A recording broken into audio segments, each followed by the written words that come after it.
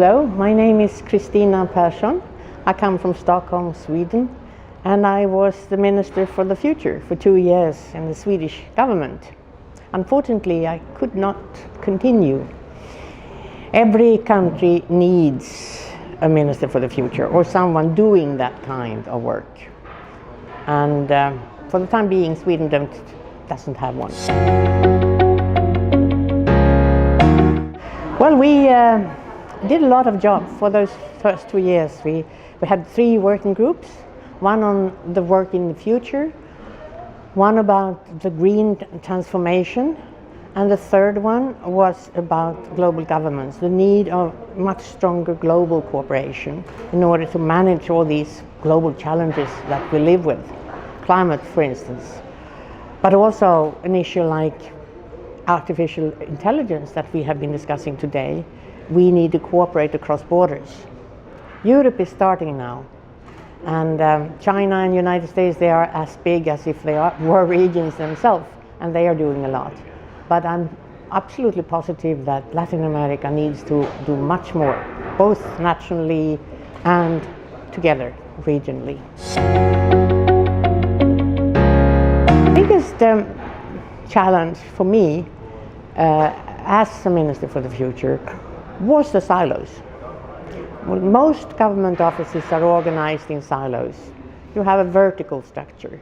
I was across everything. I was horizontal and I was long-term. They are vertical and short-term.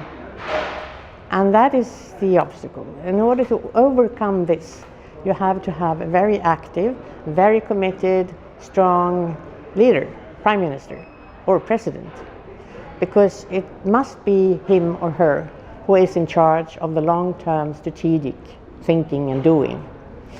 And no one else can replace the Prime Minister or the President being in charge of the long-term strategy and the implementation of long-term strategies. So that is the biggest problem.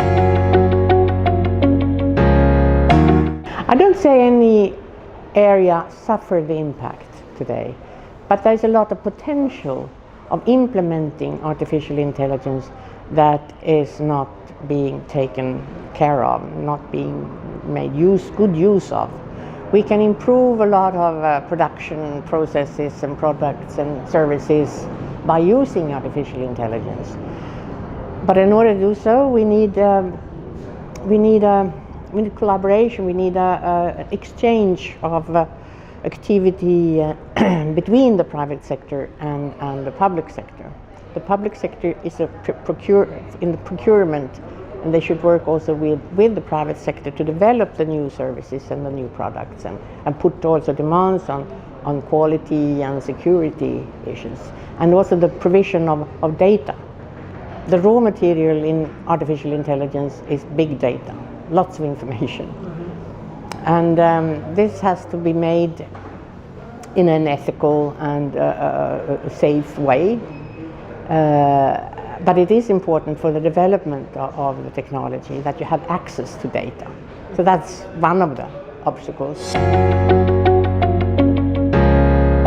Well, there's a lot of risks involved in the using of internet, for instance. We know that elections can be manipulated. They have been in the United States, Great Britain, the Brexit. There have been efforts to manipulate them in Germany and in France. We have to be very, very cautious about who is using the internet and for what purposes it is used. It can be manipulated. We have to secure that this is not happening. We also need to secure that internet is open in the whole world, which is not. It's not free and open. It's not interconnected and open. And and of course, when it comes to artificial intelligence, you can use it for bad purposes. You can construct weapons of the size of a bee or fly, which is lethal, that could attack you and your eyes and kill you. And you have also very advanced technology with face recognition. so that every woman or a man who looks in a special way or comes from a special country or special continent could be attacked. But this facial recognition is becoming more and more sophisticated, and if this is used as a weapon, we have a world which is not safe, with a lot of conflicts, terrorism. I mean, it's a horrible future that we can see in front of us. So we must agree on rules how to use artificial intelligence to secure that it is used for good purposes, beneficial artificial intelligence. And this is something we have to do together, across borders.